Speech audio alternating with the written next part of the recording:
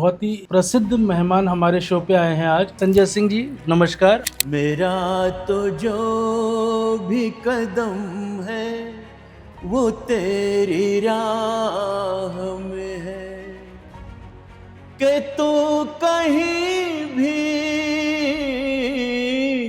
कि तू कहीं भी रहे तू मेरी निगाह में है। तो सर, आप जैसे म्यूजिक भी क्रिएट करते हैं जी और म्यूजिक अरेंज करना, क्रिएट करना, म्यूजिक बनाना और सिंगिंग करना, इन दोनों में बहुत फर्क है। तो म्यूजिक के बारे में आप थोड़ा बताइए। पहले मैं गायक ही था, बाद में मुझे लगा कि नहीं, कुछ धुन बनाने की भी प्रतियोगिताएं होती थी। लेडीज श्री राम कॉलेज में हुआ था उस समय। चिट निकाल के 2 मिनट में आपको तुरंत का तुरंत धुन बनाना था। वो प्रतियोगिता भी मैंने जीती। अभी 2-3 दिन पहले ना जगजीत सिंह जी का एक गजल सुनी थी। अच्छा। प्यार का पहला खत लिखने में वक्त तो लगता है। बहुत अच्छा। तो वही चीज 2 दिन से मैं लगातार लूप में मेरे ना स्पॉटिफाई पे चल रहे हैं वो। अच्छा। और आज ये आपने बताया ये गाना, तो मुझे लगता है ये वाला गाना अगले 2 दिन में मेरे लूप में चलने वाला है। आपका इंक्लिनेशन बहुत ज़्यादा संगीत की तरफ है और उन तत्वों को जानते भी हैं, बहुत बारीकी से जानते हैं। तो मुझे अच्छा लगा कि आप पॉडकास्ट करने की जो विधा है, आपके जैसे लोग अगर वो आते हैं तो वो बहुत सी चीज़ें निकाल देते हैं। लेकिन अब जो है बहुत ज़्यादा बढ़ गया है, क्योंकि अब रियलिटी शो नाम की कोई चीज़ रह नहीं है। हाँ, बिल्कुल। क्योंकि क्या होता है, सारी चीज़ें एक प्लॉट के तहत, एक कहानी के तहत सब चल रही है। आप गाने का शो कर रहे हैं और गाने में प्रतिभा का जजमेंट कर रहे हैं, तो लेकिन जब आप फाइनल प्रोडक्ट देते हैं तो उसको ऐसा रिमिक्स करते हैं, इस तरह से एडिट करते हैं, खराब पोर्शंस निकाल देते हैं, अच्छे वाले को रखते हैं। और एकदम अच्छा नहीं है तो भी आप सुर को मशीन के द्वारा ऊपर नीचे आगे पीछे कर लेते हैं।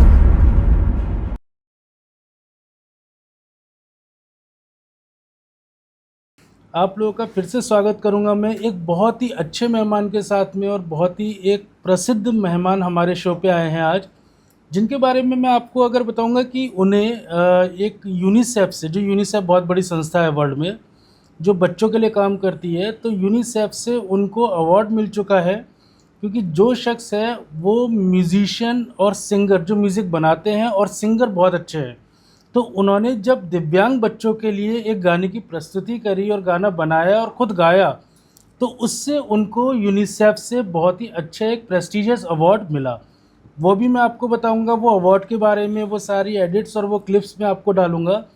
और आगे अगर हम चलेंगे तो फिर वहाँ पे उन्होंने अपने गानों से लोगों का इतना दिल जीता, जगह जगह शोज़ किए हैं, तो बहुत ही ज़्यादा सम्मानजनक उनको हमारे यहाँ नोएडा में बुलाया जाता है।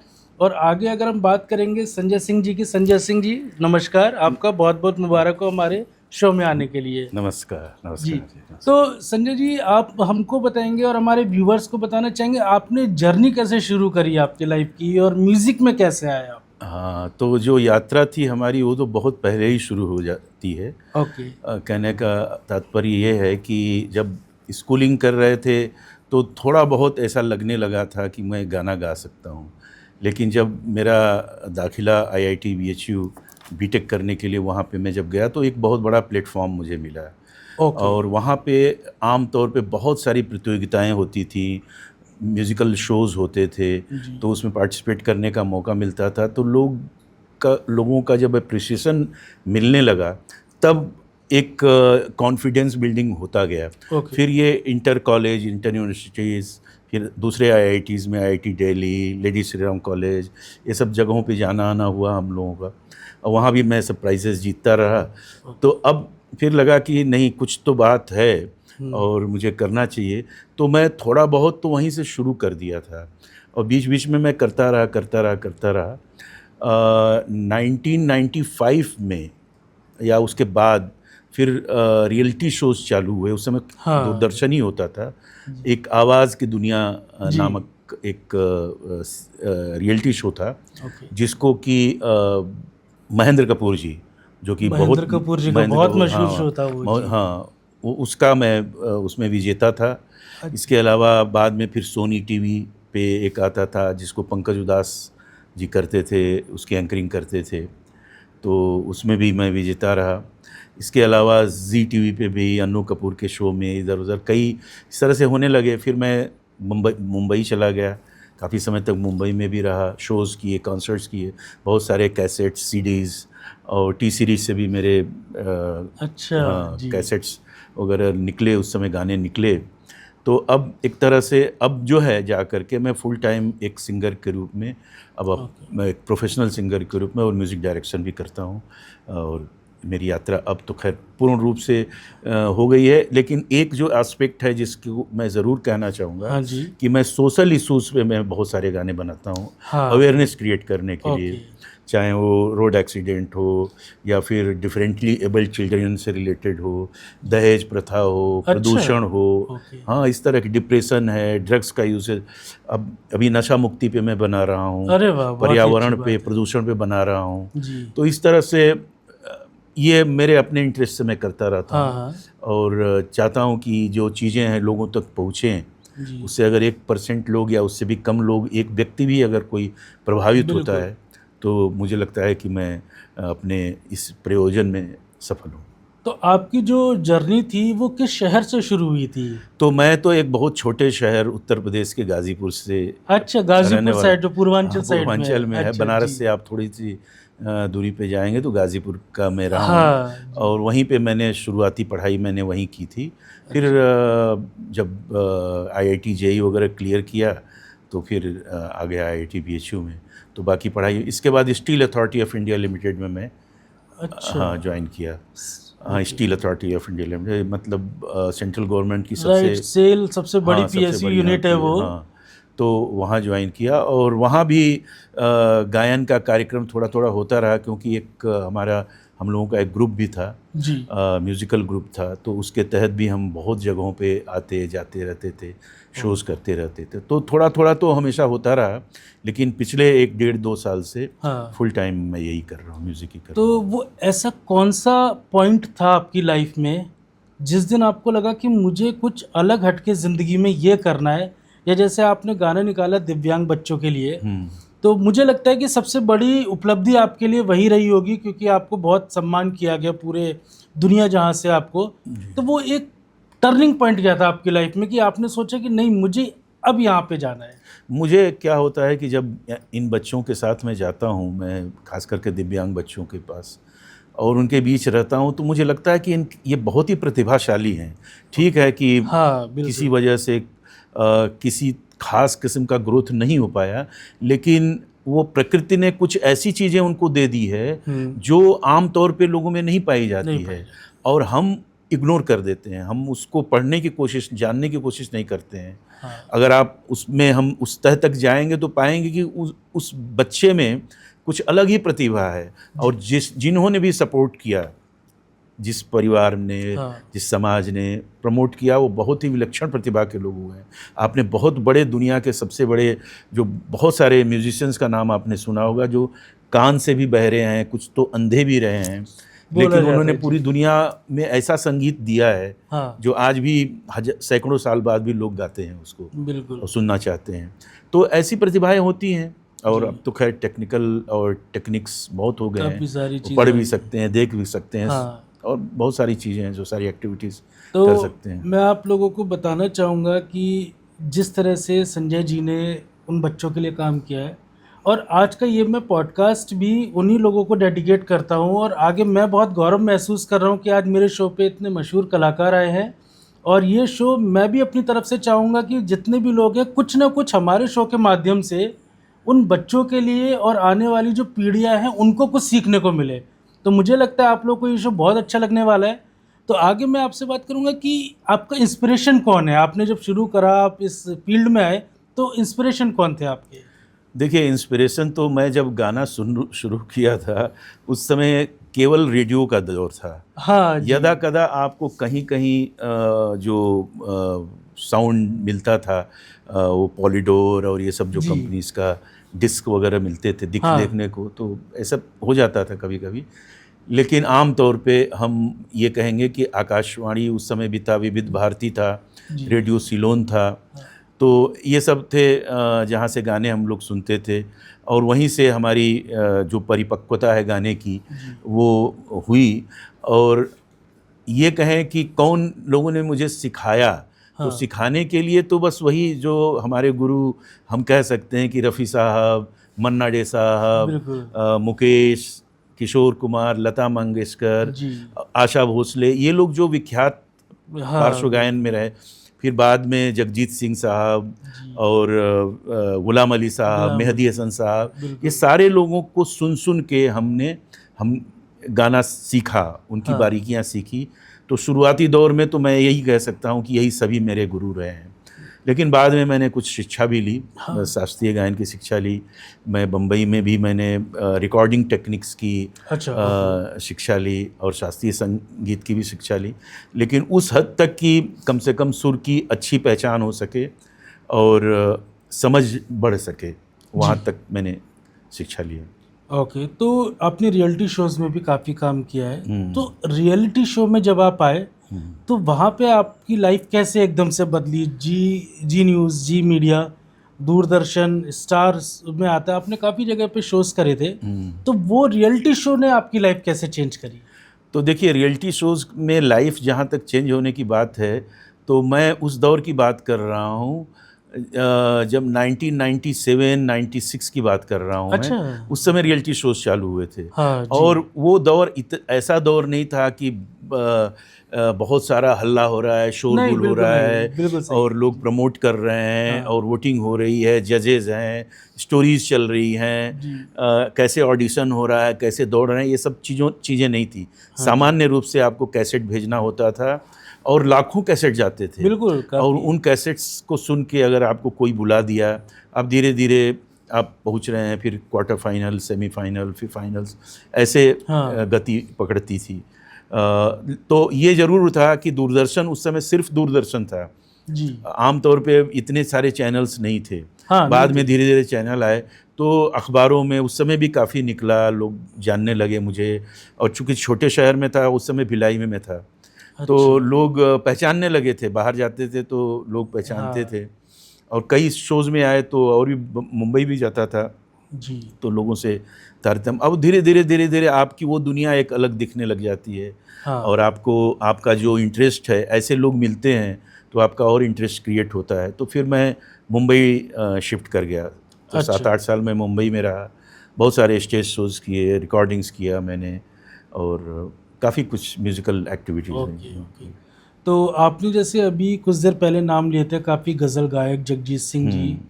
गुलाम अली साहब, मेहंदी हसन साहब जी, तो ये बहुत ही मशहूर है और मुझे जहाँ तक लगता है आपको भी गज़लों का काफ़ी शौक है। हाँ, गज़ल तो और तो अगर मैं चाहूँगा हमारे व्यूवर्स के लिए आप कुछ 1-2 जो नज़्म या लाइन अगर आप पेश करना चाहते हैं हुँ। गज़ल की, या कुछ सूफ़ी है या कुछ डिवोशनल, आप अपनी तरफ से कुछ शुरुआत अगर करें हमारे व्यूवर्स के लिए, तो बिल्कुल आप कर सकते हैं। एक गज़ल है, अ, वो जगजीत सिंह साहब का गाया हुआ है। अच्छा, जी, जी। जगजीत सिंह जी के तो बहुत प्यारे जी, जी, बिल्कुल। जी। तुम नहीं, गम नहीं, शराब नहीं, तुम नहीं, गम नहीं, शराब नहीं, ऐसी तन्हाई का जवाब वाह! नहीं, तुम नहीं, गम नहीं, शराब नहीं, गाहे गाहे इसे पढ़ा वाह! कीजिए, गाहे गाहे इसे पढ़ा कीजिए, दिल से बेहतर कोई किताब नहीं, ऐसी तन्हाई का जवाब नहीं, तुम नहीं, गम नहीं, शराब नहीं। सर मैं मतलब आप व्यूवर्स को भी सुन करके इतना गूज बम्प मुझे फील हो रहे हैं। और पहला ही गाना जो अभी हमने सुना है, सर मैं जगजीत सिंह का बहुत बड़ा फैन हूँ, वाह। और ये गाना मतलब सच में मुझे बहुत अच्छा लगा। आप लोग भी कमेंट करके ज़रूर बताइएगा, क्योंकि ये पॉडकास्ट ना बहुत मज़ेदार होने वाला है। आपको गाने के बारे में, बॉलीवुड के बारे में, सर मैंने अभी 2-3 दिन पहले ना जगजीत सिंह जी का एक गज़ल सुनी थी, अच्छा। प्यार का पहला खत लिखने अरे में हाँ, वक्त तो बहुत लगता अच्छा है। है, बहुत अच्छा है। तो वही चीज़ 2 दिन से मैं लगातार लूप में मेरे ना स्पॉटिफाई पे चल रहे हैं वो। अच्छा। और आज ये आपने बताया ये हाँ गाना, हाँ। तो मुझे लगता है ये वाला गाना अगले 2 दिन में मेरे लूप में चलने वाला है, ये अरे वाला। क्या बात है, बहुत तो बढ़िया। ये गज़ल हमें बहुत अच्छी लगी। इसी तरह से बॉलीवुड में भी आपने किया काफ़ी काम, डिवोशनल है। और जिससे सबसे बड़ी उपलब्धि मिली, आप अगर चाहते हैं तो वो एक मेडले में आप पब्लिक को ज़रूर बता सकते हैं। हाँ, तो उपलब्धि तो ये देखा जाए तो काफ़ी कई गाने हैं जिनको मैंने जी। बनाए हैं और खुद भी गाए हैं। और मैं फ़िल्मी गाने भी गाता हूँ जो रफ़ी साहब के। तो 2 लाइन सर फिल्मी गाने, और मैं रफ़ी साहब को गुरु मानता हूँ, मैं खुद मानता हूँ। अच्छा। तो रफ़ी साहब के लिए जैसे तो हमारी मेरे और लिए आपकी पसंद काफ़ी मिलती-जुलती बहुत है। मिलती है सर। आप विश्वास नहीं मानेंगे, मुझे आज भी लोग कहते हैं कि आप इतने पुराने गाने कैसे सुन सकते हो। और आप सर बिलीव कीजिएगा, एक मूवी आई थी महुआ, हाँ, हाँ। और महुआ में रफ़ी साहब ने गाना गाया था, दोनों ने किया था प्यार, मगर मुझे याद रहा तू भूल गई, हुँ। मैंने तेरे लिए जग छोड़ा तू मुझे छोड़ चली। छोड़ चली, हाँ, तो बहुत वो अच्छा। गाना सर मैं पूरा पूरा गाता था, याद था मुझे। और हाँ, उसी गाने से रफ़ी साहब को मैं गुरु मानने लगा था, क्योंकि हाँ। एक एक शब्द पे हुँ, उनका जो जोर होता था, जो हुँ, ठहराव होता था, हुँ, सर मैं उनका इसीलिए फैन बना था। तो हुँ। 2 लाइन मैं चाहूंगा आप व्यूवर्स के लिए और मेरे लिए रफ़ी साहब की कोई भी 2 लाइन का। तो एक गाना मैं रफ़ी साहब का सुनाता हूँ, तुम्हारी जुल्फ़ के साए में शाम कर लूँगा। वाह बहुत।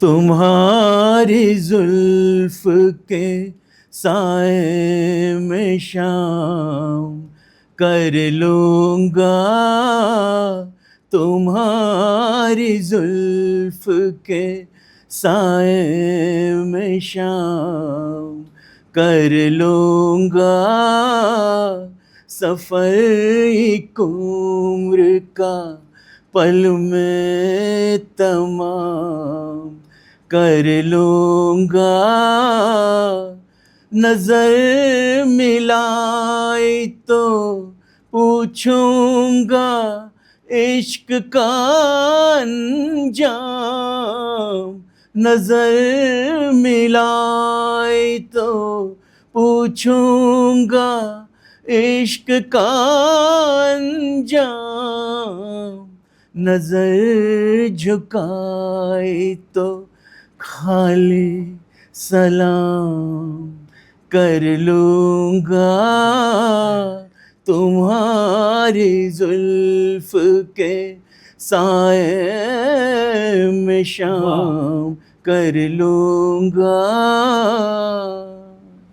सर मानना पड़ेगा, जो लहक है और जो ये सुरों से जो छेड़छाड़ कर सकते हैं, और जो रफ़ी साहब के गाने गा सकते हैं ना सर, वो कुछ भी कर सकते हैं अपनी थैंक लाइफ यू। में। जी हाँ, जी हाँ। और मैं आगे चलता हूँ सर, यूनिसेफ के बारे में अगर बात करूँ, और ऑडियंस प्लीज़ आप हमें ज़रूर बताइएगा, कुछ भी कमेंट आप संजय सर के लिए आप बिल्कुल लिखिएगा। ये गाने और आगे बहुत कुछ एक चलेंगी चीज़ें, कोलैबोरेशन चलेंगे, आपको प्रोफाइल शेयर करूँगा संजय सर की, कितने अच्छे अच्छे गाने किस तरीके से गाए हैं। तो आगे अगर हम चलते हैं सर, यूनिसेफ ने आपको अवार्ड से नवाजा था, तो वो अवार्ड था आपका बच्चों के लिए, आपने दिव्यांग, जैसे अभी आपने पहले बताया था। उस गाने में ऐसा क्या था, उस गाने के बारे में अगर आप बताएंगे कि वर्ल्ड ने उस गाने को बहुत प्रेस किया, तो वो गाने के बारे में, और आपने ऐसा क्या सोचा कि मुझे वो गाने और वो लाइनें उन बच्चों के लिए बनानी चाहिए। तो देखिए क्या होता है कि एक तो मैं कई गाने बनाया हूँ मैं हाँ दिव्यांग जी। बच्चों के ऊपर में, और उनका यहाँ एक स्कूल भी है जो मैं हाँ। रेगुलरली जाता हूँ, मिलता ओके। हूँ, जुलता हूँ उनसे। और मैंने ये फैसला किया था कि इस म्यूज़िक वीडियो में जो मैंने बनाया, तो उसमें दिव्यांग बच्चों की ही कला को प्रस्तुत करें, जो उनके जो अंदर टैलेंट है। जी। तो जी। उसमें कम से कम 15-20 बच्चे जो हैं, जो दिव्यांग बच्चे थे, उन्होंने खुद काम किया हुआ है म्यूज़िक वीडियो में, अलग-अलग हाँ। बहुत सारे हाँ। एक्टिविटीज़ वो कर सकते हैं। ओके। तो इस तरीके से मैंने उनको इन्वॉल्व करके बनाया। मैंने उसमें उसका गाना और जो गाना लिखा था वो आनंद प्रकाश जी ने लिखा था, जी। लेकिन गाने को कंपोज किया था मैंने और गाया मैंने, म्यूज़िक वीडियो वगैरह बनाया। म्यूज़िक वीडियो मिस आभा सामता हैं, उन्होंने शूट किया था। तो इस तरीके से ये हुआ। और उसकी 2 लाइन मैं सुना सकता हूँ चाहे हाँ तो आप। बिल्कुल सर, बिल्कुल आप। प्रेम से सींचो फुलवारी, प्रेम से सींचो फुलवारी, गूंजे यहाँ किलकारी, गूंजे यहाँ किलकारी। बहुत ही अच्छा लगा, और ये बहुत अच्छी गहरी लाइन थी सर ये। जी जी जी बिल्कुल ना, अगर समझेंगे लोग तो मुझे भी लगता है कि पूरा गाना सुन के, मैंने भी सुना था सर आपका पूरा गाना, जी। तो थोड़ा सा सेंटिमेंट्स थे जो अंदर से बाहर निकले थे। जी। आपका सर ऐसा कुछ इमोशनल मोमेंट था इस गाने को रिकॉर्ड करते समय पे? हाँ, इमोशंस तो होते ही हैं बेसिकली। जब मैं देखता हूँ कि बच्चे कुछ कहना चाहते हैं, जी। बोल नहीं पाते हैं और करना चाहते हैं, तो उनको आपको समय देना पड़ेगा। हाँ जी। और वो जब जब आपके साथ एक फ्रेंडली नेचर आपका है और आप उनके साथ एक एस्टेब्लिश करते हैं कम्युनिकेशन, तो वो बहुत कुछ कहते हैं जो कि जिसको सुनने के लिए इवन पेरेंट्स के पास वक्त नहीं है। वक्त नहीं होता है, बिल्कुल। तो हम तो यही गुजारिश करेंगे कि उन्हें पहचानें और समाज भी उनको उस तरह से एक्सेप्ट हाँ। करे, और फिर आप उनको बढ़ावा दें। ये तो ज़रूरी है कि उन्हें थोड़ा सपोर्ट देना चाहिए बिल्कुल, और सपोर्ट बिल्कुल। देना पड़ेगा, और वो फिर अपनी आप कुछ ऐसी चीज़ें वो कर सकते हैं इस हाँ। जगत में बिल्कुल। जो आम तौर पे लोग नहीं कर सकते नहीं कर हैं। सकते। हाँ, तो ये चीज़ है। ओके, जैसे हम लोगों ने काफ़ी मूवीज़ भी अभी आई, तारे ज़मीं पर थी, सितारे ज़मीं पर भी थी, हाँ। उसमें भी इसी तरह से दिखाया था। ये जो नई मूवी आई थी, हम्म, कि बच्चों को समझना बहुत बड़ी चीज़ है, हम्म, और अगर आपने समझ लिया तो वो वास्तव में बहुत कुछ कर सकते हैं। उनके हर एक इंसान के अंदर कला छिपी होती है, वो कला निकालनी है। उनके दिलों में क्या चल रहा है, वो क्या सोच रहे हैं, वो आगे क्या सपने सबके होते हैं, उन बच्चों के भी सपने होते हैं बिल्कुल सर। बिल्कुल। उन सपनों को अपने माध्यम से आपने इंडिया इंटरनेशनल सेंटर दिल्ली में ये प्रस्तुत करी थी। तो ऑडियंस का क्या रिएक्शन था सर इस गाने को सुन करके? तो ऑडियंस भी बहुत खुश थी और बहुत सारे लोग आए हुए थे और तमाम लोगों ने मतलब सराहना की। कुछ लोगों ने अन्य विषयों पे भी बहुत सारे गाने बनाने के लिए मुझसे अच्छा। कहा। हाँ। तो मैं कहा ठीक है, और वो भी इस तरह के ही विषय हैं जो समाज में जो उपेक्षित लोग हैं, या कोई ऐसी चीज़ है जो जिसके बारे में एक अवेयरनेस क्रिएट करना है। तो ऐसा उन लोगों ने मुझे प्रस्ताव दिया है, जिसमें मैं आगे काम करूँगा। बिल्कुल। तो सर ये जो रियलिटी शोज़ होते हैं, रियलिटी शोज़ में जो जजेस होते हैं और इनका जजमेंट होता है, काफ़ी सारी पर्दे के पीछे की कहानी क्या है? सर आप काफ़ी रियलिटी शो से जुड़े हुए हैं, तो पर्दे के आगे तो सब बता सकते हैं, लेकिन पर्दे के पीछे की कहानी हम और हमारे व्यूवर्स पहली बार सुनना चाहेंगे। देखिए, पर्दे के पीछे तो बहुत कुछ होता है। अब जो हो रहा है और जो पहले होता था उसमें भी थोड़ा अंतर हुआ है। पहले इतना ज़्यादा नहीं था, हालांकि पक्षपात जो है कोई नया शब्द नहीं है। अच्छा। हम आज से 3000-4000 पहले की जो कहानियाँ सुनते हैं, हाँ, उसमें कहीं ना कहीं पक्षपात की तो बातें होती ही आ रही हैं। तो वो सब तो हर चीज़ों में वो हैं, चाहे वो कोई खेल हो सकता है या कोई इस तरह के शोज़ भी हो सकते हैं। लेकिन अब जो है बहुत ज़्यादा बढ़ गया है, क्योंकि अब रियलिटी शो नाम की कोई चीज़ रह नहीं गई है। हाँ, बिल्कुल। क्योंकि क्या होता है, सारी चीज़ें एक प्लॉट के तहत, एक कहानी के तहत सब चल रही है। आप गाने का शो कर रहे हैं और गाने में प्रतिभा का जजमेंट कर रहे हैं, तो लेकिन जब आप फाइनल प्रोडक्ट देते हैं तो उसको ऐसा रिमिक्स करते हैं, इस तरह से एडिट करते हैं, खराब पोर्शंस निकाल देते हैं, अच्छे वाले को रखते हैं।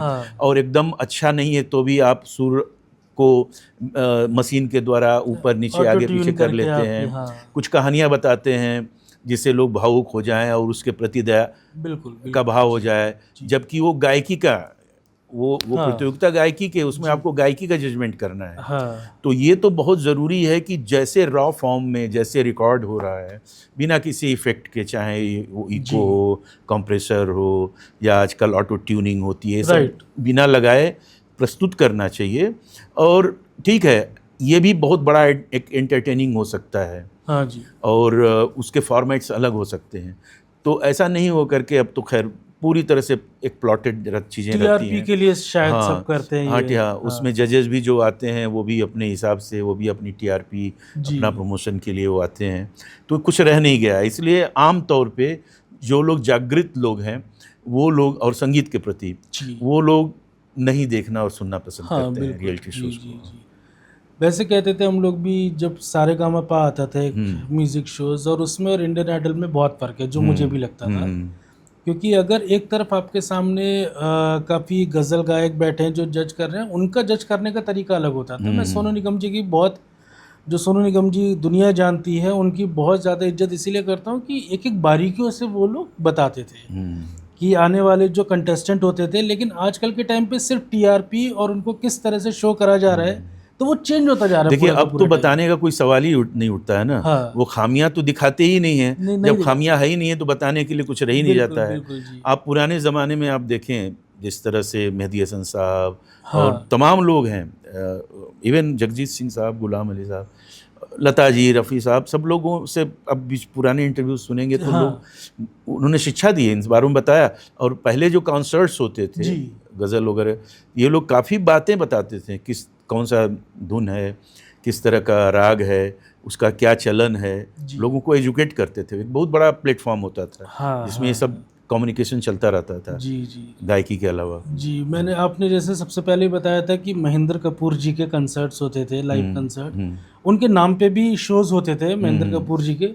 तो बहुत से आजकल के सिंगर्स ऐसे हैं जो उन शोज में जाना चाहते हैं, उनके नाम के जो शोज चलते हैं, जैसे जावेद अली को मैंने सुना था। हाँ हाँ तो जावेद अली, उन्होंने फिर भी बहुत सूफी गाने गाए हमारे हाँ, इंडियन हाँ। म्यूजिक इंडस्ट्री में, लेकिन आज भी वो महेंद्र कपूर जी के नाम से जो शोज चलते हैं उनमें जाना पसंद करते हैं। देखिए, आप अगर रियलिटी शोज़ देखेंगे तो जो आज के बच्चे जिस तरह से पार्टिसिपेट कर रहे हैं, वो अब आज के गाने नहीं गाते हैं। हाँ वो अपने अपने पैदाइशी से भी 30-40 साल पहले के गाने गा हाँ रहे जी हैं, हाँ जी क्योंकि उन गानों में तत्व है। जी वो गाने बैठे हुए हैं लोगों के, उसमें गायकी भी है, उसमें शब्द भी हैं, उसमें भाव भी है। हाँ जी। आज के गाने म्यूजिक है आमतौर सारा। पे, हाँ, आज के गाने भी बहुत अच्छे होते हैं। हाँ वो गाने अच्छे होते हैं जिसमें हमारी माटी की खुशबू होती है। बिल्कुल बिल्कुल जी। हाँ ठीक है, उसको सजाने का तरीका अलग हो सकता है, अलग जो होता उसको हम म्यूज़िक अरेंजमेंट कहते हैं, जी लेकिन वही चीज़ पकड़ के रखते हैं, पकड़ी जाती है और लोगों के पास स्थायी रूप से रहती है, जिसके बोल,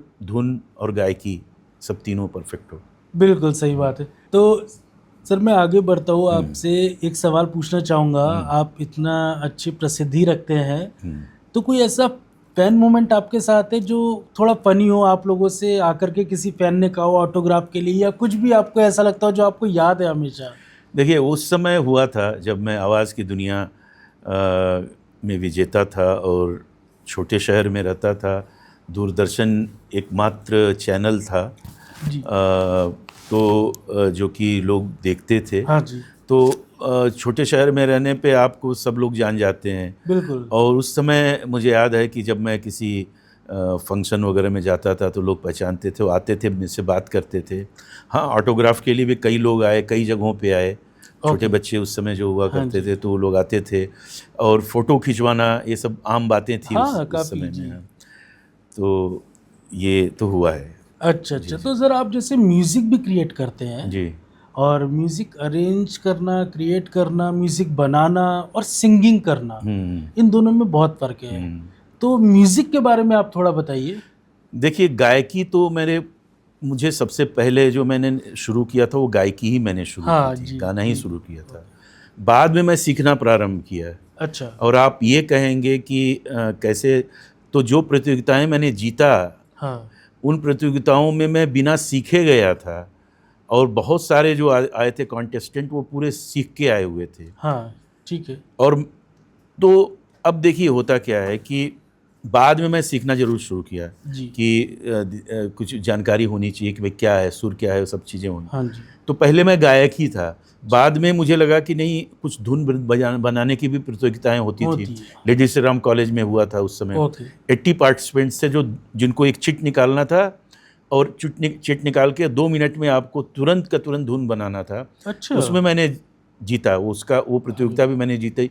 तो मुझे लगा कि मेरे अंदर में धुन बनाने की एक कुछ बिल्कुल जी, तत्व हैं। हाँ। धुन बनाने लगा। फिर हमारे एक मित्र हैं जिनको मैं बहुत आदर से उनका नाम लेता हूँ, सुंदरेश नाम है। जी। उन्होंने कहा कि आप हारमोनियम बजा लेते हैं तो क्यों ना म्यूज़िक अरेंज भी कर सकते हैं। बिल्कुल और धीरे धीरे थोड़े बहुत गाइडेंस उनसे मैंने लिया और इसके बाद मैंने शुरू किया। आज मैं फुल फ्लेजेड वे में म्यूज़िक अरेंज भी करता हूँ। मुझे कॉर्ड्स की एक हाँ। समझ आ गई, हारमोनीज की समझ आ गई, रिदम कहाँ कैसे करना है। राइट। तो गायन फिर कंपोज करना एक आह्लादित करने वाला इफ़ेक्ट देता था मुझ में।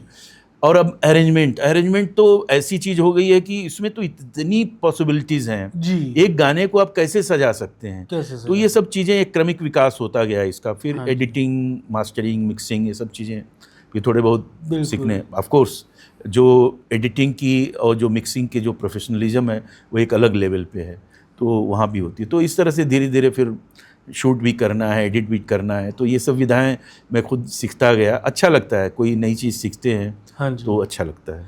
बिल्कुल, मैं अपने व्यूवर्स को बताना चाहता हूँ कि ये जो बात हुई थी इसमें क्या था, रिदम अलग होता है, म्यूज़िक अलग होता है। हारमोनियम की अगर हम बात करें, अगर म्यूज़िक समझेंगे आप तो हारमोनियम में बेसिकली लीड्स भी होती हैं और टैब्स भी होते हैं और कॉर्ड्स भी होती हैं। तो लेकिन बेसिक हारमोनियम शुरू होता है हमारे इंडियन क्लासिकल जो फॉर्म है हमारे इंडिया का। धीरे धीरे वो कन्वर्ट हुआ और बाहर की टेक्नोलॉजी हमारे इंडिया में जब आई, वो आई वेस्टर्न कल्चर को लेकर, जिसमें कॉर्ड्स प्रेफर किए गए थे। अब कॉर्ड्स में और लीड्स में, हारमोनियम में, इंडियन म्यूज़िक में और वेस्टर्न म्यूज़िक में ज़मीन आसमान का फ़र्क है। लेकिन फिर भी हमारे कुछ लोग हैं जैसे पंचम दास जी हैं, उन्होंने इन दोनों को इतने अच्छे से जोड़ करके बात करी थी और आगे गाने बनाए थे। तो ये एक नई कला निकली थी। अगर मैं इसमें आप कुछ ऐड ऑन करना चाहती हैं कि सही बात है कि हारमोनियम और रिदम, कॉर्ड्स, ये दोनों अलग प्रतिभाएं हैं। देखिए क्या होता है कि पहले जो गाने बनते थे तो कॉर्ड की कोई प्रथा नहीं थी। हाँ, जैसे अभी जैसे मान लीजिए एक बिल्कुल, गाना है, बिल्कुल जी। मोहे भूल गए सांवरिया, मोहे भूल गए सांवरिया।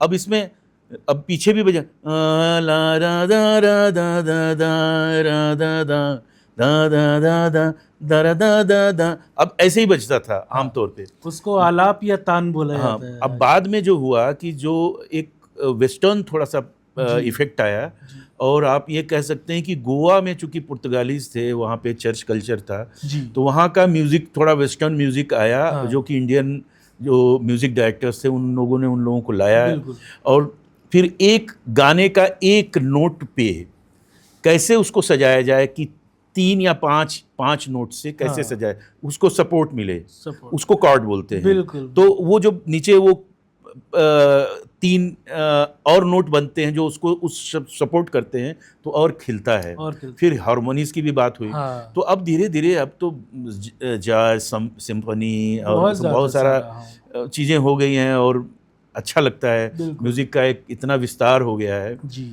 तो ये ऐसे धीरे धीरे म्यूज़िक इवॉल्व होता रहा है। जी। और उसी तरह से जैसे आपने बताया आर.डी. बर्मन का आपने नाम लिया, पंचम दा जी, आर.डी. पंचम दा बर्मन, का नाम हाँ लिया, जी। तो वो तो छोटे छोटे जैसे कुछ भी मिलता था, तवा मिल गया, छननी कुछ मिल भी, गई, बिल्कुल। उन चीज़ों का भी हाँ। यूज़ करके उसका इफेक्ट लाते थे। एक अलग टाइप का क्रिएशन हो हाँ, जाता था। उन्होंने एकदम म्यूजिक इंडस्ट्री चेंज कर दी थी हाँ उस समय हाँ, पे जब आए थे ये लोग। वही होता है। आप हाँ। देखिए गाने वही होते हैं, उन्हीं हाँ। धुनों पे, वो भी शास्त्रीय गायन के, और लोग जी। धुनों को लेके गाना बनाते थे।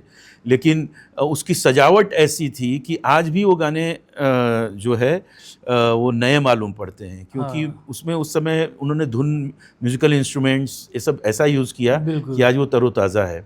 वही काम आज ए आर रहमान भी कर रहे हैं। बिल्कुल। ए आर रहमान भी ऐसे ही गानों को लेके कर रहे हैं, हाँ। जो पुराने इस तरह से हैं। कुछ साउथ और कुछ नॉर्थ के अमलगमेशंस होते हैं, जी।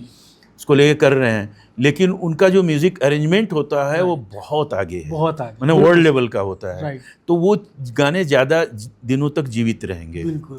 लेकिन ऑफ कोर्स वो गाना उसके पीछे में वो सब शास्त्रीय गायन ही है, शास्त्रीय संगीत ही है। बिल्कुल।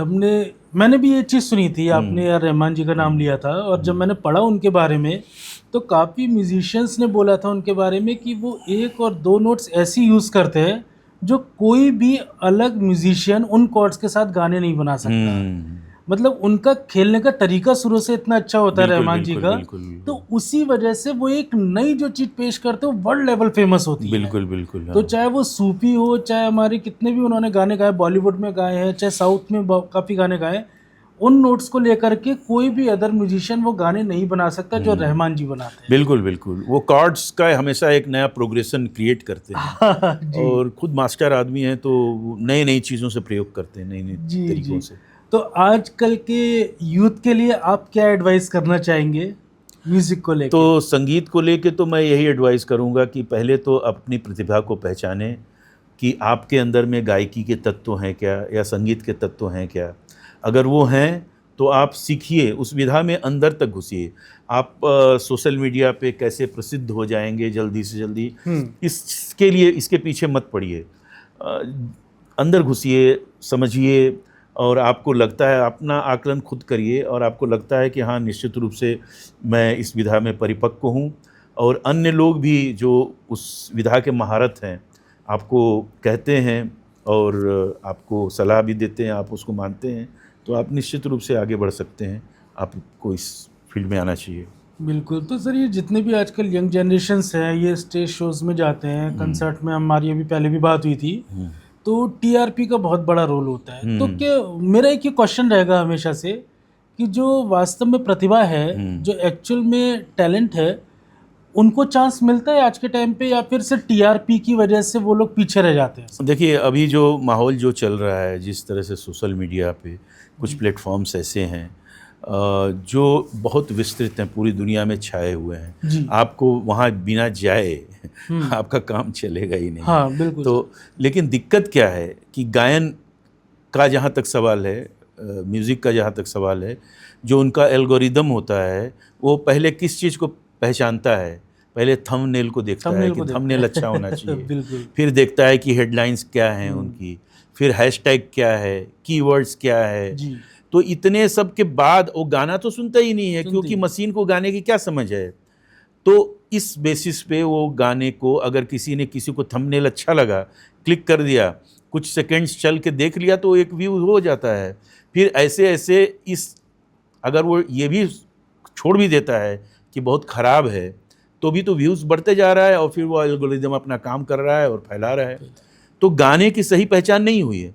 इस वजह से हुआ क्या है कि जहाँ आज के समय में कुल मिला के अच्छे सिंगर सिर्फ 1000, वैसे तो 500 ही आप कहिए, लेकिन 1000 भी मान लीजिए, अच्छा।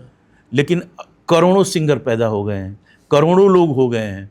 तो फिर वो करोड़ों लोग जो हैं जिस स्तर पे हैं उस तरह की संगीत बनाते हैं और ऐसा ही लोगों को सुनाते हैं, लोग सुन करके उन्हीं गानों को अप्रिशिएट करते हैं। अच्छी चीज़ें दबी की दबी रह जाती हैं और वही सब जो चीज़ें हैं वो अब बाहर ऊपर हो करके लोग सुन रहे हैं।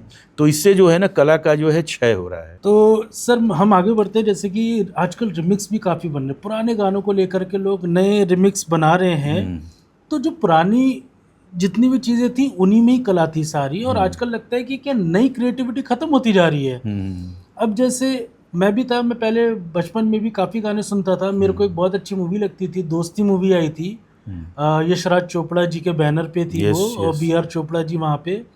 तो उनके कुछ गाने रफ़ी साहब के मैं बहुत सुनता था, और उसमें से कुछ जैसे चाहूँगा मैं तुझे साँझ सवेरे, उसमें भी एक गाना और था जो मेरे दिल के बहुत करीब था, मेरा तो जो भी कदम क्या है। बात है, क्या गाना है। तो आज मेरी सर इच्छा हो रही है, और मुझे लगता है व्यूवर्स भी चाहेंगे, ये गाना सर मैं आपके मुंह से सुनना चाहूँगा, क्योंकि आपकी आवाज़ में जो भारीपन है और जो लय के सुरों के साथ खेलने का, वो इस गाने पे बहुत अच्छा बैठेगा सर। मैं एक लाइन सुनाऊंगा इसका। बिल्कुल बिल्कुल सर। मेरा तो जो भी कदम है वो तेरी राह में है, मेरा तो जो भी कदम है वो तेरी राह में है, कि तू कहीं भी, कि तू कहीं भी रहे, तू मेरी निगाह में है, मेरा तो जो भी कदम है वो तेरी राह में है। सर मैं बहुत अंदर से भावुक हो रहा हूँ क्योंकि आज मैं पॉडकास्ट के माध्यम से बता रहा हूँ, बहुत ही गहरी बात है। मेरे पिताजी नहीं हैं लेकिन ये गाने और ये शिक्षा ये मैंने उनसे सुना था और आज मुझे फिर आप ही के माध्यम से उनकी बहुत यादें आ रही हैं। तो बहुत अच्छा लगा सर, मैं बीते अपने उस बचपन के दिन में चला गया और आगे भी सर मैं बढ़ना चाहूँगा आगे की चीज़ों को लेकर के। लेकिन सर आज मुझे बहुत अच्छा लगा और मुझे लगा कि मेरा पॉडकास्ट करना आज जा कर के सफल हुआ है अरे और सिर्फ संजय सिंह जी के माध्यम से। तो आगे की सर मैं बात करता हूँ कि ऑटो ट्यून और ये जो आजकल के नए जनरेशन्स के जो सिंगर्स हैं, ऑटो ट्यून की वजह से कितना टिकेंगे ये लोग, कहाँ तो तक टिकेंगे देखिए, सर? टिकने का तो कोई सवाल ही नहीं उठता है।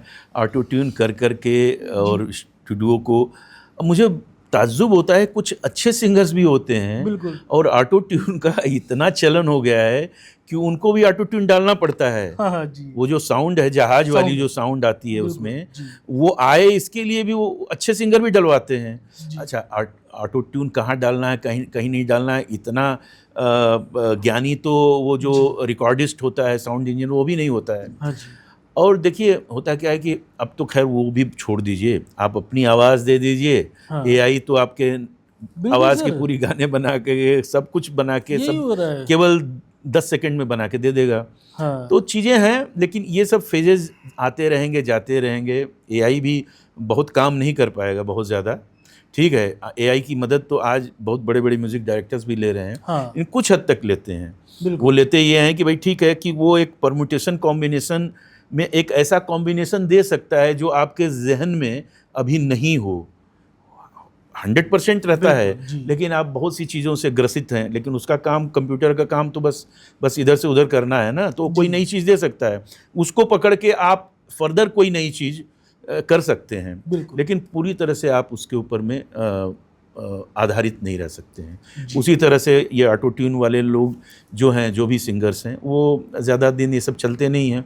स्टेज पे भी जाते हैं तो परफॉर्म भी नहीं कर पाएंगे, स्टेज पे नहीं कर पाते सर ये लोग, पाएंगे, जी। क्योंकि वो ऐसे ही रिकॉर्डिंग करवा सकते हैं हाँ। स्टूडियो वालों की मदद से, लेकिन वो स्टेज पे परफॉर्म नहीं ढंग से नहीं कर कर सकते पाते, हैं, ये काफ़ी हमने भी देखा है क्योंकि कि वो सब ऐसे- चीज़ें फिर दिखाई देने लग जाती हैं। हाँ, फिर क्या है राइट। वो। फिर वो लिपसिंग पे आ जाते हैं हाँ, बेसिकली सारी जो हालांकि स्टेज पे होती है। स्टेज पे भी अभी बहुत सारी तकनीक हो चुकी है, हाँ। जिससे कि आपके सुर करेक्ट हो जाते हैं, जी। लेकिन अभी बहुत कुछ बाकी है और लोग थोड़ा सा ऐसा करना थोड़ा मुश्किल तो हो रहा है। अभी आगे क्या होगा पता नहीं, कौन जानता है। बिल्कुल बिल्कुल सर, ये जो डिवोशनल सॉन्ग्स काफ़ी अब तो मेरे हिसाब से इतने नहीं आते हैं जितने पहले आते थे। जो हम सुनते थे, नरेंद्र चंचल जी थे, लखबीर सिंह लखा जी थे।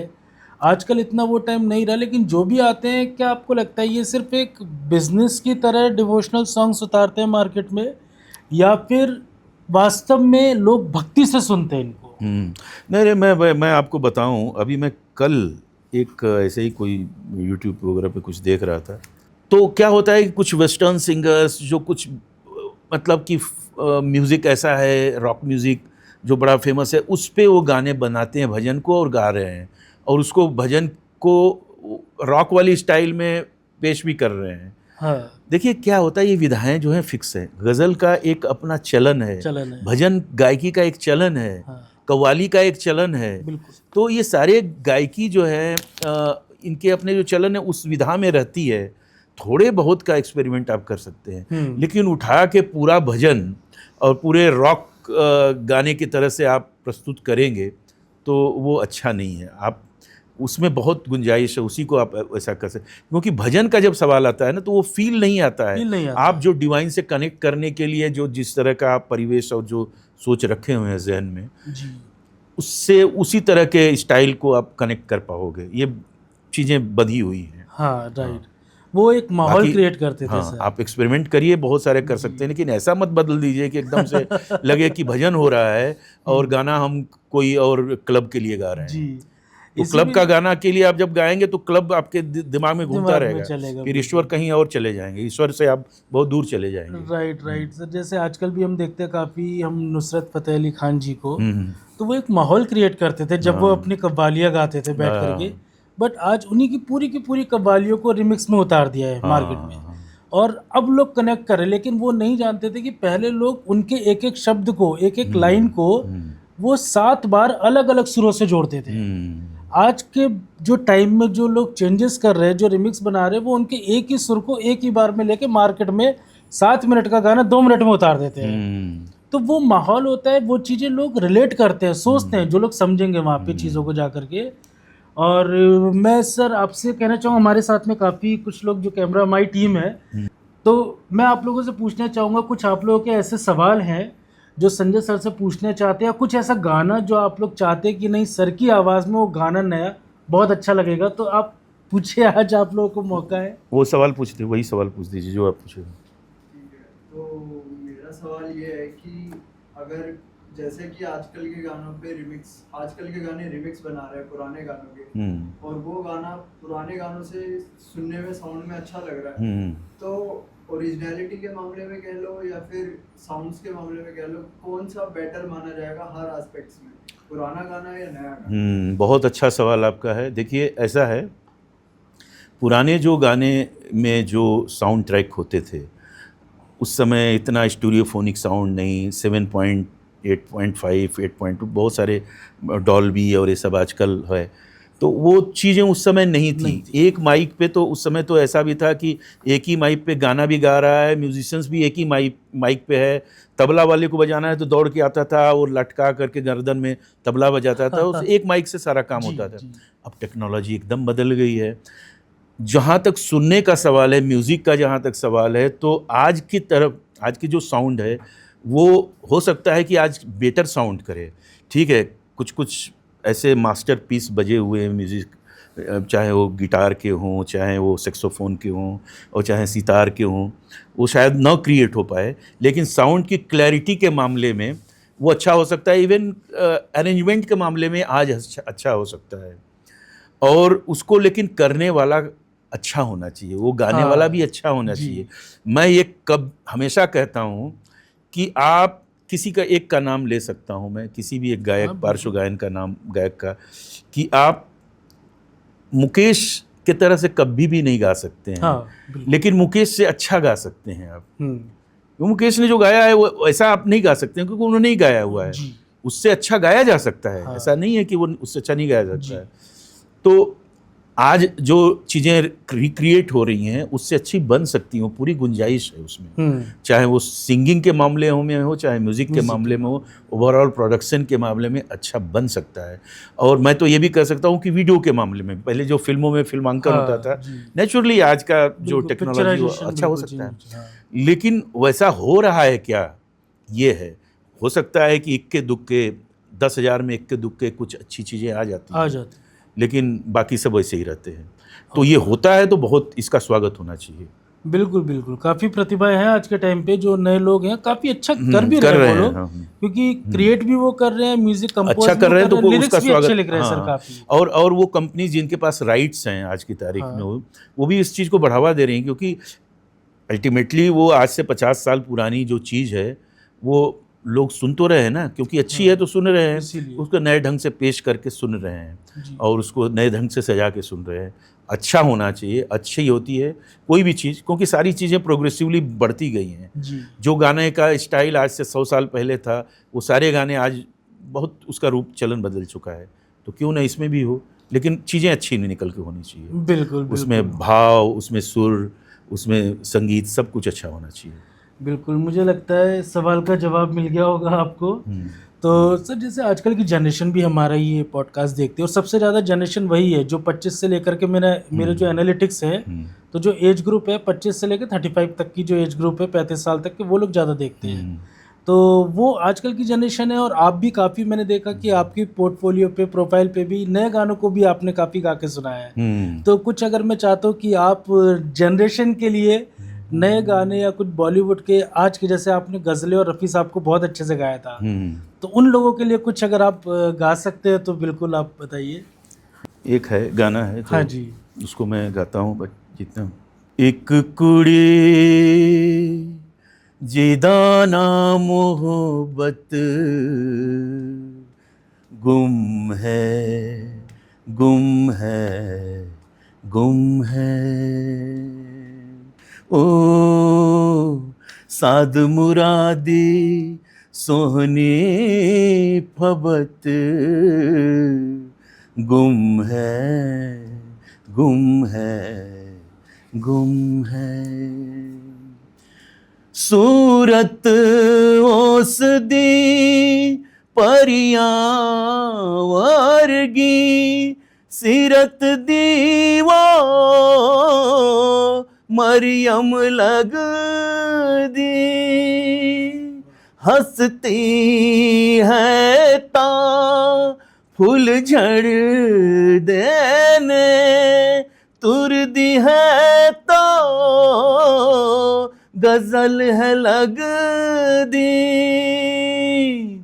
लम सलामी सर्द कर दी है उम्र अजे है मर के अग दी। पर नैना दी गल समझ दी। एक कुड़ी जिदाना मोहब्बत गुम है गुम है गुम है। और बहुत ही अच्छा लगा ये गाना, इतना इजी नहीं था जिस इजीली सर ने हम सबके सामने प्रस्तुत किया और गाया। सर मुझे एक चीज़ बहुत अच्छी लगी, और जितना मैंने समझा है जिस स्केल से शुरू किया था ये गाना बहुत ऊपर जाता हाँ है, बहुत ऊपर जाता और है। वापस उसको इसी स्केल पे लाना, हाँ वो सबसे टफ और काम है सर। आप ये देखिए कि मेरे पास कोई हारमोनियम नहीं है मैं अपनी तारीफ नहीं और कर रहा सब हूँ। अनफिल्टर्ड ये- है, कोई हाँ, ऑटो ट्यून नहीं है, कोई सबको बताना कोई चाहिए। इंस्ट्रूमेंट होता है जैसे हारमोनियम रहता है हाँ। तो आपको एक रेफरेंस पॉइंट मिलता है। जी तो मैं आपको ये बताऊं कि मैं जो कुछ भी संगीत आज गा रहा हूँ, जो मैंने आपको बताया था कि मैं रेडियो से सुन के, हाँ तो उस समय जो चीज़ें बैठी हुई हैं बिल्कुल, वही सुर वहाँ से ही मेरे को दिमाग में बैठा हुआ है। और हारमोनियम रहता तो और भी अच्छा रहता, नहीं भी है तो मैं नहीं सर मुझे आगे से हम पूरी हाँ। कोशिश करेंगे मेरे हाँ। पॉडकास्ट पे एक और एक और आपको एक ऐसी बात मैं बता रहा हूँ, हाँ। जैसे तान होती है, जो ताल तान होता है, बिल्कुल। ताल की समझ देखिए, आपको याद, अगर आपने तो खैर आप बहुत यंग हैं तो आपने सुना भी नहीं होगा। पहले जैसे खास करके रेडियो सिलोन, जी वहाँ कोलंबो उधर श्रीलंका से ओके। प्रसारण होता था, तो आवाज़ कट जाती थी। मैं प्यार कर इस जुल कट ला रे, ऐसा मतलब हाँ। बीच में थोड़ा सा गैप हो जाता बिल्कुल, था। बिल्कुल, ओके। तो हम लोग जो क्या करते थे कि मेरे मतलब वो गाना को पकड़ने के लिए वो ताल पे चलते थे हम। हाँ तो ताल तब मजबूत हुआ, मतलब कि अब गाना तो सुना ही नहीं दे रहा है, जी। लेकिन अब चूंकि आधा कट करके आधा गायब हो गया, बिल्कुल लेकिन हम अपने मन से गा रहे होते हैं हाँ। और उसी स्पीड में उसी ताल पे गा रहे होते हैं, तो हमको पकड़ना था। तो मैं ये बोल रहा हूँ कि ताल भी हमारा जो उसकी समझ हुई वो इसी वजह से हुई। बहुत ही बिल्कुल सही बात कही सर। और ये अपने दिमाग में लेके चलना, क्योंकि एक जो म्यूजिशियन और जो सिंगर होते हैं ना, वो गा रहे, क्योंकि कभी कभी स्टेज पे गाते गाते रुक भी जाते हैं, कोई टेक्निकल फॉल्ट आ जाता है, हाँ। लेकिन उनके माइंड में वो माइंड में गाना वो चीज चलता रहता है, और उसी को वहीं से शुरू वहीं से करना शुरू ही करना। उनकी कला वही है। होती है, वही होती है। तो ये बहुत अच्छी चीज़ है जो आज हमने बहुत अच्छे सीखा सर के साथ में। और आप जिस तरह से चीज़ों को समझ के और जिस तरह से एक्सप्लेन कर रहे हैं ना, तो आपके अंदर में बहुत गहरे तत्व हैं संगीत के, मैं कह सकता हूँ। Thank you sir, thank you so much. सब ये बड़ों की ही देन होती है, और जैसा माहौल मिलता है हम उसी माहौल को एक्सेप्ट करते हैं सर। मेरे साथ में है सर, एक छोटा सा रैपिड फायर राउंड में खेलना चाहूँगा आपके साथ में। हाँ। तो आप उसका 1 वर्ड में आंसर दीजिएगा और दिल से दीजिएगा। सारे ही आपने पॉडकास्ट आज बहुत दिल से गया ये। तो सबसे पहले सवाल अगर सर मैं पूछूंगा, आपके फेवरेट गज़ल सिंगर कौन है? फेवरेट गज़ल सिंगर सिर्फ एक का नाम अगर आप लेंगे, हाँ जी, तो जगजीत सिंह का नाम मैं ओके। ऐसा कौन सा बॉलीवुड का गाना है जो सर आप गाना चाहते थे अपनी लाइफ में? अरे वो तो बहुत सारे गाने हैं, वो कोई तो एक गाना हाँ, आपने कभी सोचा हो? एक तो वही मेरा तो जो भी कदम है तेरी वाह। राह में, एक गाना वही मेरा बहुत। जी जी जी। टफेस्ट जज कौन होता है रियलिटी शो में? कोई ऐसा नाम आप देना चाहेंगे? इतने रियलिटी शो में आपने देखिए, रियलिटी शोज में टफेस्ट जज होना सबसे टफ काम है, क्योंकि कोई टफ हो ही नहीं सकता है वहाँ। हाँ। वहाँ जो स्क्रिप्ट लिखी रहती है उस अच्छा। पे जो एग्री करते हैं वही जा सकते हैं। आप अपने मन से कुछ भी करेंगे, हाँ दिखाने के लिए बहुत सी चीज़ें होती हैं, कुछ हाँ। नाटक वाटक होता रहता है, जी बट एक पूरा प्रोडक्शन हाउस है ना, राइट। उसको अपनी थिंकिंग के हिसाब से वो चलाते हैं। बिल्कुल सर, आपका ड्रीम कोलैबोरेशन क्या होगा लाइफ में? देखिए कोलैबोरेशंस तो मैंने अभी एक नीदरलैंड की एक बैंड है उनके ओह। साथ मैंने किया था, अच्छा। वो डच एंड भोजपुरी का। अभी मैं एक अच्छा कोलैबोरेशन एक बाउल जो गायकी होती है, जी। बाउल सिंह गायकी जो वेस्ट बंगाल में होती अच्छा, है, ओके। तो वो एक बहुत नामी सिंगर हैं, उनके साथ मैं कोलैबोरेट कर रहा हूँ। लेट्स सी कि वो जल्दी से जल्दी चीज़ें बने और आएँ। बिल्कुल सर, बहुत बहुत मैं आपको इस चीज़ के लिए ऑल द बेस्ट। और मेरी एक और ख्वाहिश है कि मैं पूरे हिंदुस्तान में घूमूं और वहाँ की जो फोक म्यूज़िक है, जो हाँ, लोक संगीत है, उसको मैं मेन स्ट्रीम में मैं लाना चाहता हूँ, म्यूज़िक और गायकी, और वहाँ के कलाकारों को साथ में ले करके। ओके सर, आपका अगर ये आप सिंगर नहीं होते और ये शौक़ नहीं होता तो इसके अलावा और ऐसा कौन सा शौक़ है जो आपका होता? देखिए सिंगर तो मतलब मेरे बनना ही था, हाँ। चाहता था शुरू से ही। नहीं तो फिर बहुत सी चीज़ें मैं थोड़ा अध्ययन करता, तो मैं इस कॉस्मॉस के बारे में, अंतरिक्ष के बारे में कुछ अध्ययन करता, वो बनने की कोशिश करता। लेकिन अब इस जन्म में तो बस एक ही लत लग गई कि बस वो गायक बनना है, तो अभी तो एक ही जन्म, इसके लिए तो बहुत कम समय होते हैं आपके पास में हाथ में। बहुत गहरी चीज़ है ये। हमारा जो म्यूज़िक है, इंडियन आर्ट है, इंडियन कल्चर है, इंडियन म्यूज़िक है, और मैं इंडियन के साथ में वेस्टर्न कल्चर और वेस्टर्न म्यूज़िक को भी एक्सेप्ट करूँगा, क्योंकि म्यूज़िक की कोई बाउंड्रीज़ नहीं होती है। हम जहाँ तक जाते हैं उसको एक्सेप्ट करते हैं और सुनते हैं, कहीं ना कहीं हमें वो चीज़ पसंद आने लगती है, चाहे आप किसी भी कंट्री में जाए। सर, अगर आप हमारे चैनल के लिए और हमारे लिए अगर आप कुछ बोलना चाहते हैं तो आप बिल्कुल प्लीज़ बता सकते हैं, व्यूवर्स के लिए भी कुछ अगर बोलना चाहते हैं। तो मैं चैनल के लिए तो मैं यही बोलूँगा कि आप से बातचीत करके मुझे बहुत अच्छा इसलिए लगा कि एक बहुत ही नेचुरल फ्लो में आपने बात किया।